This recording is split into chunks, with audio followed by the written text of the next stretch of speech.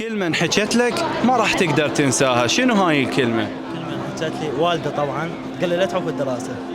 واستمريت والحمد لله. هسه يعني ما نقدر انه نقول انه وصلت للنجاح، بس ان شاء الله اوصل. بنتي من كانت بالروضه، بنتي كل شيء اجتماعيه، فكانوا يتوقعون ان هي ما تحكي وما تشارك، بس هي كانت اجتماعيه بس هي تستحي.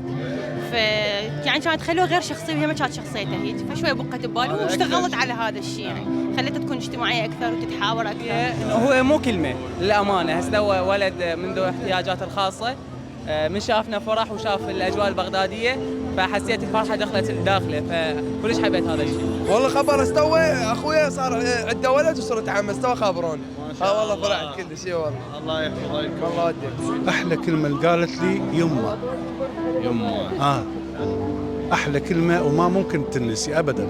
اكو كلمه اثرت بي ولحد الان ما اقدر انساها، من اقرب الناس الي.